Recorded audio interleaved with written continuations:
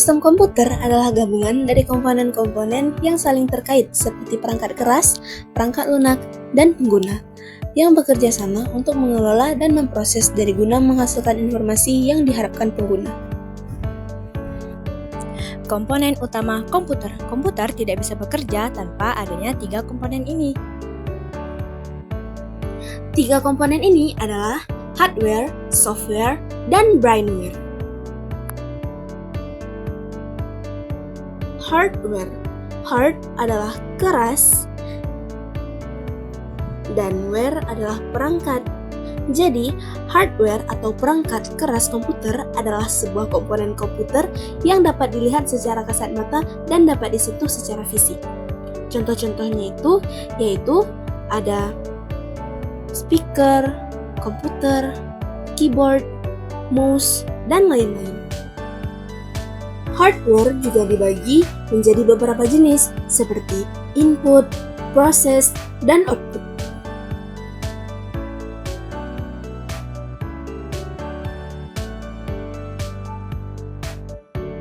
Selanjutnya ada software.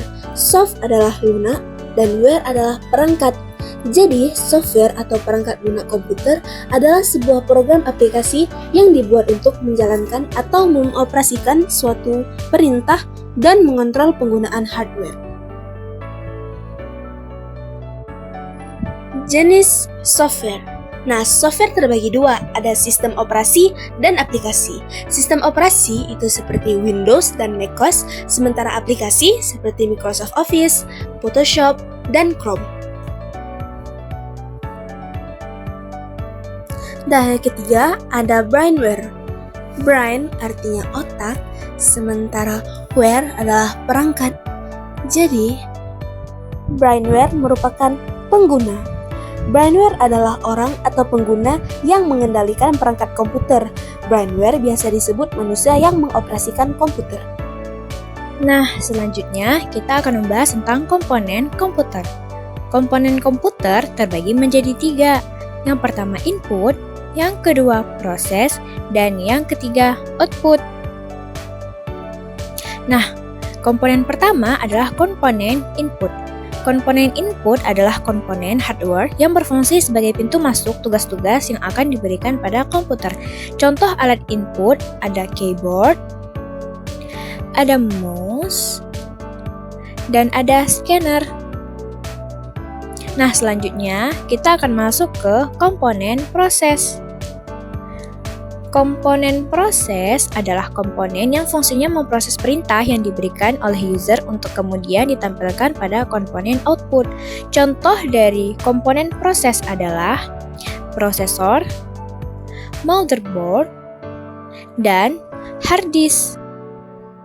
Nah, selanjutnya kita akan masuk ke komponen output dan yang terakhir.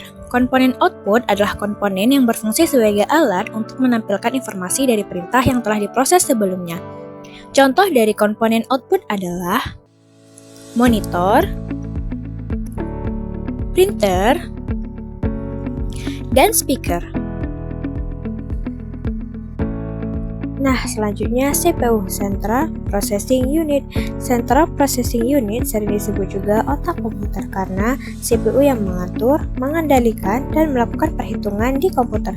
Berikut beberapa isi dari CPU beserta fungsinya. Yang pertama, CPU atau prosesor.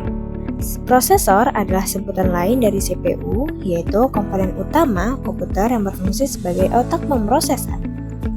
Adapun beberapa fungsinya, yang pertama, mengelola data, yang kedua, mengontrol kinerja komputer, dan yang ketiga, mengumumkan perangkat keras dan perangkat lunak. Yang kedua adalah RAM. RAM atau Random Access Memory adalah memori utama komputer yang berfungsi untuk menyimpan data sementara saat komputer sedang berjalan atau bekerja. Adapun beberapa fungsinya, yang pertama menyimpan data sementara, yang kedua membentuk kerja prosesor, dan yang ketiga meningkatkan kecepatan multitasking. Selanjutnya SSD dan hard disk. Untuk bab ini kita akan membahas tentang hard disk terlebih dahulu dan SSD akan kita bahas di bab berikutnya. Jadi, hard disk adalah media penyimpanan utama komputer yang digunakan untuk menyimpan data dalam jangka panjang. Adapun beberapa fungsinya yaitu pertama, menyimpan sistem operasi, kedua, menyimpan aplikasi dan software, ketiga, menyimpan data pengguna. Selanjutnya adalah ROM, Read Only Memory, adalah memori yang hanya bisa dibaca saja, ditulis oleh pabrik sehingga tidak bisa diubah atau dimodifikasi dan fisiknya tidak bisa diambil dan tidak bisa di-upgrade. Adapun beberapa fungsinya, yang pertama menyimpan firmware, yang kedua menyimpan BIOS, yang ketiga memberikan instruksi dasar, yang keempat menjamin sistem bisa menyala.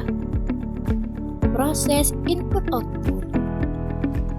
Nah, ini ketika kita menginput huruf A di komputer. Setelah diinput, dia akan menuju ke RAM. Nah, di RAM ini dia akan disimpan sementara dan disalurkan ke ROM. ROM itu adalah penyimpanan sementara juga, tetapi dia itu adalah pengalihan penyimpanan dari RAM ketika RAM itu sudah penuh.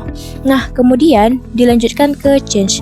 Change ini adalah penyimpanan sementara data yang digunakan untuk mempercepat akses data di kemudian hari. Setelah dari change, itu akan menuju ke CO dan ALU. Itu tergantung apa yang dibutuhkan. Jika CO, dia akan ke CO terlebih dahulu, jika ALU, dia akan ke ALU terlebih dahulu. Nah, setelah CO dan ALU, dia itu akan ke register. Setelah diregister, register itu adalah unit penyimpanan data sementara dan pemrosesan data yang lebih cepat dibandingkan dengan mengakses memori utama. Nah, setelah register, kembali ke RAM, disimpan sementara di RAM, kemudian menuju ke output. Nah, di output itu baru kita tampilkan ke komputer, yaitu monitor. Nah, apa itu sistem operasi komputer? Sistem operasi komputer adalah perangkat lunak komputer atau software yang bertugas untuk melakukan kontrol dan manajemen perangkat keras dan juga operasi-operasi dasar sistem, termasuk menjalankan software aplikasi seperti program-program pengolah data yang bisa digunakan untuk mempermudah kegiatan manusia. Sistem operasi dalam bahasa Inggrisnya disebut operating system atau biasa disingkat dengan OS. Fungsi sistem operasi komputer. Yang pertama adalah sebagai pengatur hardware. Yang kedua, menjalankan perintah dasar komputer. Yang ketiga, mengorganisir dan mengatur berbagai macam aplikasi. Keempat, menerjemahkan bahasa pemrograman dalam bentuk grafis. Dan yang terakhir, untuk peran komputer yang lebih maksimal. Jenis sistem operasi komputer. Yang pertama adalah sistem operasi DOS, yang kedua adalah sistem operasi Windows, yang ketiga sistem operasi Linux, yang keempat sistem operasi MacOS, dan yang terakhir adalah sistem operasi Unix. Yang terakhir, permasalahan komputer. Pertama, konflik antar perangkat keras, ketidakcocokan hardware menimbulkan error dan kinerja lambat. Yang kedua, hard disk terlalu penuh. Jika kapasitas hard disk hampir habis, sistem akan sulit bekerja cepat.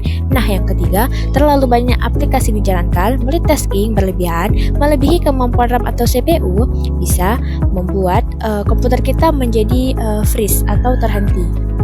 Nah, ada nih solusi dari permasalahan komputer. Permasalahan pertama, konflik antar perangkat keras, yaitu periksa device manager untuk melihat perangkat yang bermasalah. Selanjutnya, update atau reinstall driver perangkat keras. Setelah itu, lepaskan hardware yang tidak diperlukan. Nah, yang terakhir, pastikan perangkat kompatibel dengan sistem operasi. Permasalahan kedua, hard disk terlalu penuh. Langkah pertama, hapus file tidak penting. Kemudian, gunakan fitur disk cleanup atau aplikasi pembersih. Selanjutnya, pindahkan file besar ke hard disk eksternal atau cloud storage. Nah, yang terakhir, uninstall aplikasi yang jarang sekali kalian pakai. Nah, selanjutnya solusi dari permasalahan terakhir, yaitu terlalu banyak aplikasi yang dijalankan. Langkah pertama, tutup aplikasi yang tidak digunakan. Langkah kedua, atur startup program agar hanya aplikasi penting yang berjalan saat booting. Nah, langkah ketiga, gunakan aplikasi yang ringan sesuai kebutuhan. Langkah terakhir, tingkatkan kapasitas RAM jika sering multitasking. Terima kasih sudah menyaksikan, sampai jumpa kembali.